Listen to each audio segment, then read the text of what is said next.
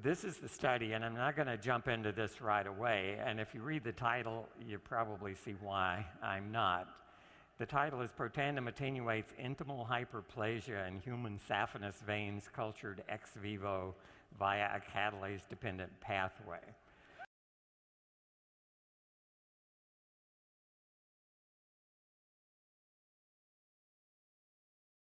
So that's the progression of atherosclerosis. And we've talked before about how oxidative stress is involved in the early part of that process. But it's also involved in the later part of the process, and that's where this Ohio State study comes in. So let's assume, again going from left to right here, that oxidative stress leads to atherosclerosis. It's a slow process, 30 or 40 years developing. An alarming part of this is that atherosclerosis begins with something called fatty streaks in the wall of an artery. They're now being seen in children as young as 10 or 12 years old. So they can begin in the first decade of life. It's a process that builds and builds, and by the time a person reaches 40, 50, 60 years of age, there's almost certainly evidence of atherosclerosis, probably in everybody in this room. It's a time bomb. And lifestyle can help prevent it. Good diet, exercise, all the things you hear about can help slow it down. And it doesn't have to be the thing that does you in the end, but it's a process. It's like if you build a new house, 20 years later, the pipes will be rusty and there will be some corrosion and deposits. It might be still fully functional, but that happens. All right, so if atherosclerosis leads to partial or complete blockage of arteries, you go to a doctor either for a checkup or because you're having chest pains or for one reason or another. And if it's bad enough, there are 3 common surgical interventions that can occur. One is a coronary artery bypass. And again, I think you all have heard about people who have that. It's extraordinarily common surgery these days. Another procedure done by cardiologists without so much invasive surgery is angioplasty, and that's threading a balloon into that blocked artery, inflating the balloon. You can open it up. These days, initially it was just the balloon, and it was found out, sure, you can stretch that artery open if it's clogged by plaque, but within a month or 2, it starts to close down again, not surprisingly. Now, what's done is a stent is inserted, so I'll tell you about that and show you some pictures of a metal stent that, once the artery is opened up, can help keep it open. It also has consequences and has medical problems produced by the surgery itself. And finally, carotid enarterectomy refers to the carotid arteries, big arteries in your neck that take the blood supply to your brain. Very important arteries, obviously. They too get clogged with plaque. And so you may know family members or relatives or friends who've had carotid enarterectomy. What the surgeon does there is he literally temporarily bypasses the clogged part, opens it up, and just scrapes out the gunk. And I'll show you a disturbing picture of that later on as well. All right, all 3 of these procedures have failure rates. They're not complete permanent solutions to the problem. And if you look at the 10-year failure rate, 10 years is a long time for a surgical procedure to improve your quality of life.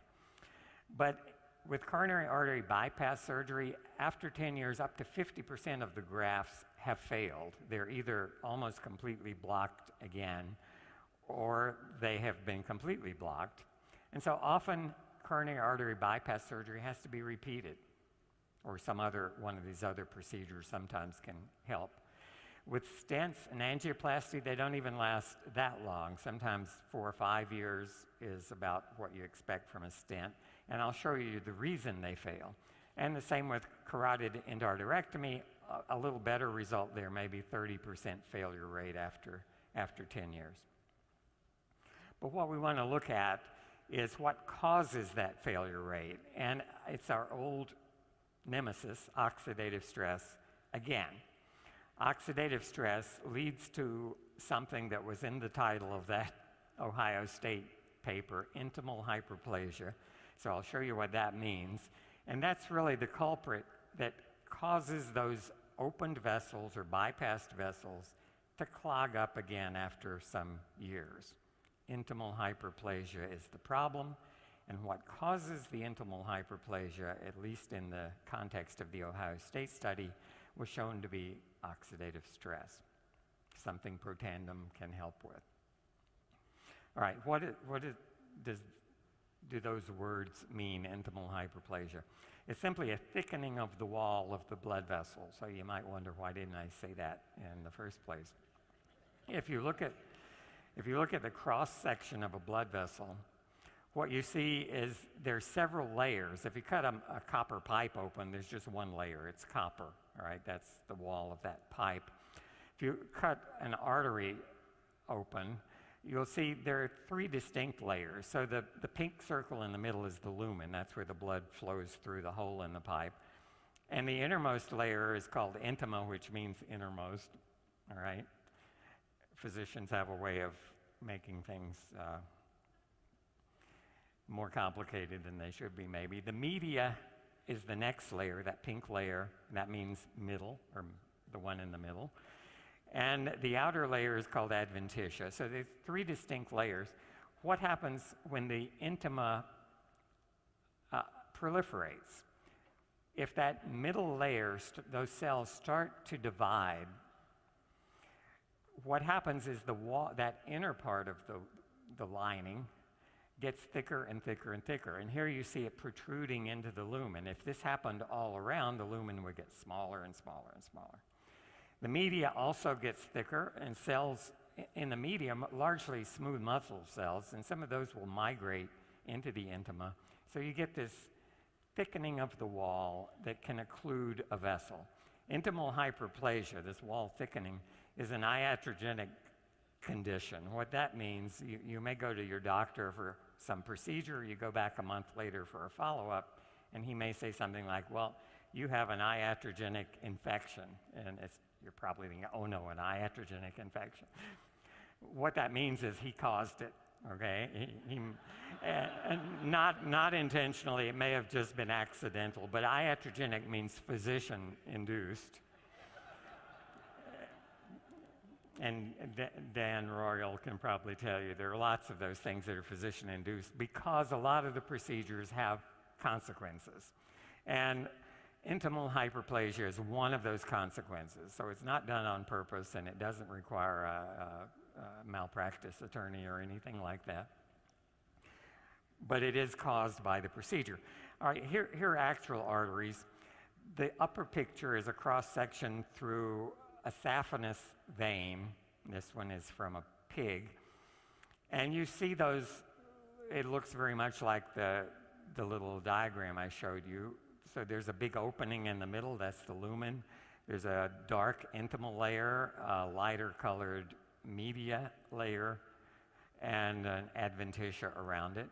So that's a healthy vein on top. No intimal hyperplasia, a thin lining. And that vein normally lives in an environment where the oxygen concentration, that's what PO2 means, is about 25 torr. That's how we measure oxygen. So the oxygen level here is 25. That vein deals with taking used blood back to the heart. That's why it's got low oxygen content. But the vein is built to live in that environment. The vein at the bottom is same vein, saphenous vein from the same animal. And this section of the vein was cultured at high oxygen, 125, so it's 5 times higher. And that's close, that's a little higher than arteries see, but it's close. Arteries normally see 100 torr concentration of oxygen. So that's the difference between veins and arteries. Veins carry low oxygen blood, arteries carry high oxygen blood. And oxygen, believe it or not, is toxic. You may think oxygen is good for you, and it is good for you. You die if you don't have oxygen. But you might be surprised if we took a healthy young adult rat who's breathing here at sea level an atmosphere that's 20% oxygen, 21% oxygen. If we put that rat in a plastic box and we gave him 100% oxygen, which is only 5 times more than normal, in 72 hours that healthy animal would be dead because oxygen is that toxic. 5 times more would destroy his lungs and the animal would die. So when a heart surgeon, and I'm going to show you pictures of how this happens, takes a piece of a vein from your leg and uses it as new plumbing to go around an artery in your heart, he's asking a vein to do an artery's job, and it's going to see much higher oxygen than it's used to seeing. And it does a good job, but it pays a price and it suffers. Why is artery bypass surgery done? If this represents, here in a very simple picture, an artery in your heart, and you develop plaque over the course of 10 or 20 or 40 years, again, you see the lumen of the artery is closing up, and the artery, by the way, is at 100 torrs, high oxygen. So the surgeon will take a piece of vein from your leg, and just like a plumber might put in a new pipe around a clogged, if you have a drain pipe and a tree has grown through it with roots, you'll put in a new piece of pipe to bypass the problem, the obstruction. And that's what this vein is used for. So on the surface of your heart, you have a bypass around it. Now, the problem is that vein, which should be seeing oxygen at a level of 25, is now seeing oxygen at a level of 100. It causes oxidative stress uniquely to this vein, and the result is the walls of the vein thicken and will eventually obstruct the lumen to the point where it may close up and clog. So where does the Ohio State study come in? And I'm going to quickly take you through the results. It measured the wall thickness in human saphenous veins that were going to be used for surgery. The surgeon removes more than he needs because you don't want to run short of pipe if you're a plumber. So there's leftover pipe every time a person undergoes bypass surgery. That's what was used in this study. They were incubated either at low oxygen, and that's described here as the freshly isolated. They don't change if they're incubated in low oxygen, or at high oxygen. And after 2 weeks incubated where the only variable really is high oxygen, you get intimal hyperplasia, you get wall thickening. So this was done outside living people in a laboratory model. And so the blue bar is where the intimal thickness should be if you're looking at the A panel. The red bar is after 2 weeks at high oxygen and the wall has already thickened several fold. And the green bar is the same kind of a culture except Protandim has been added to the culture medium. And so even in high oxygen, the Protandim treated veins have avoided intimal hyperplasia. The walls have not thickened. They're staying at the same thickness as in freshly isolated healthy vein. Here we're measuring the intima in panel A, the media, the next layer in panel B, and what you can see is with Protandim in the diagram on the right, the intima and the media layers are still thin. There's a big opening in this pipe. It's conducting lots of blood. The bottom picture is what happens if the thickening occurs, the red bars, and you can see that the area, cross-sectional area, is reduced maybe by 80% in that diagram. So very little blood is now able to get through. So Protandim has blocked this process that's really the bane of cardiac surgeons because they can do their surgery just fine, but it's the consequences, even years, begin sometimes weeks or months. But if you look at the number of cells that are actively dividing, again, freshly isolated healthy vein, very few dividing cells, incubated in oxygen, where it's going to see it if it becomes an artery or a replacement for an artery, a lot of dividing cells. That's required for that wall to thicken. It takes more cells. They're multiplying and getting thicker and thicker. Protandim, the right bar, completely blocks that intimal thickening. If we measure free radical production in these veins, A, B, and C are again fresh vein. B is cultured at high oxygen, and C is high oxygen with Protandim. And what we're looking for is the red fluorescent stain. So you can see in the red one, in the A panel, very little evidence of free radical production. B, a lot of it. And C, incubated with Protandim for the 2-week period back to the A levels. So it's blocking free radical production by scavenging those radicals. They're quantified in the bars on the right, so in the color code is the same. Blue is healthy, red, high oxygen, green, high oxygen with Protandim. So again, we see the protection. This is looking at lipid peroxidation marker. This one is very closely related to T-bars, which was in our original study. It's a specific component of T-bars, 4-HNE. And again, look at the level of 4-HNE in the blue bar. That's healthy. High oxygen, but with Protandim, it's even lower this time than the blue bar. It's better than new. It's better than the freshly isolated vein. But without Protandim at high oxygen, you can see a lot of this lipid peroxidation product, maybe 5 times more. And why is the vein protected with Protandim? Again, it's the same old story you've heard about in other studies. 3 important antioxidant enzymes have been sharply upregulated. Again, the blue bar is normal, healthy vein, incubated at high oxygen. The cells haven't induced the enzyme to protect them, but if we add Protandim, the green bar, all 3 of these enzymes are dramatically induced to provide the protection that you saw in the previous slide. So the conclusions are that the saphenous veins used in arterial bypass surgery suffer from oxidative stress, and that's no big surprise due to the higher concentration of oxygen in the arterial blood that they're now asked to carry. As a consequence of the oxidative stress, intimal hyperplasia, or thickening of the wall, occurs, and that can eventually lead to re-blockage or restenosis. You may have heard that term used. Restenosis simply means that what was blocked and opened up is now reblocked. And the important part for us, Protandim prevented this wall thickening in saphenous veins cultured at high oxygen, suggesting that NERV2 activation may extend the life of arterialized veins in vivo.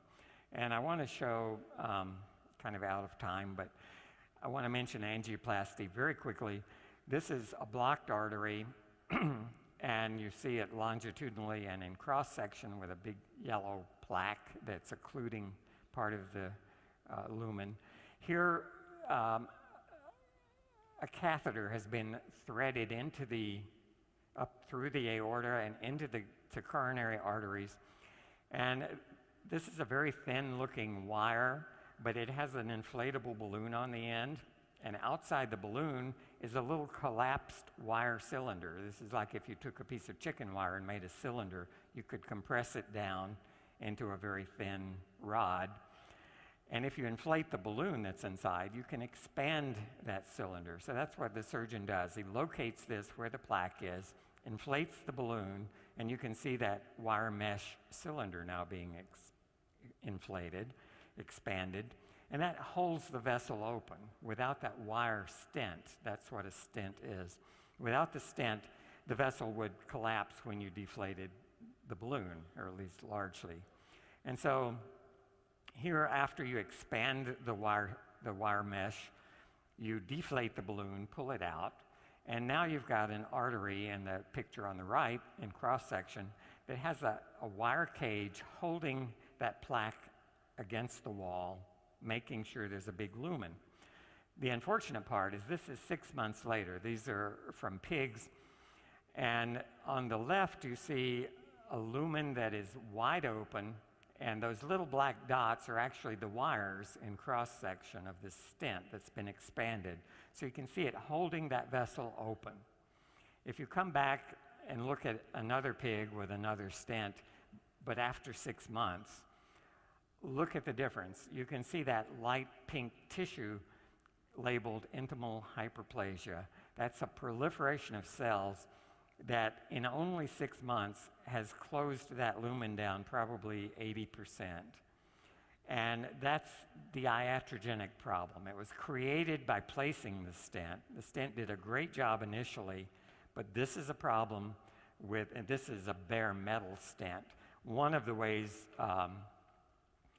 medical device companies have responded to this is many stents are now coated. They're called drug-eluting stents or coated stents, and they have time-release chemicals that inhibit intimal hyperplasia on the metal frame itself. That lasts for a while, and it improves things maybe for a year or two, but not for the really long haul. So intimal hyperplasia is a real problem. Finally, this is carotid endarterectomy, the other procedure. This is the big arteries in the neck. And this is an actual picture of what a frequent location for the plaque develop is a fork in the road. So this carotid artery has a branch in the side of your neck. And that's where plaque often develops. This is what it looks like if the surgeon opens that artery. It looks like a big chunk of a cheeseburger caught in there. And what they do is they literally scrape. If you had a cheeseburger for lunch, I'm sorry, but they literally scrape that out and sew the artery back together.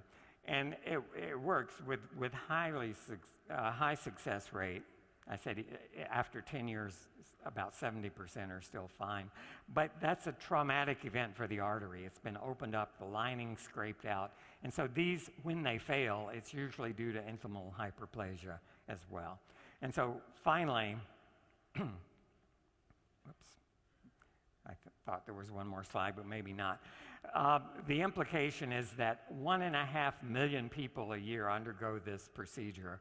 And that's a huge number of people who have processes going on that are almost surely going to lead to failures of these carotid arteries, bypass surgeries, the angioplasty, the coronary artery endarterectomy, a big market for something that can help prevent intimal hyperplasia.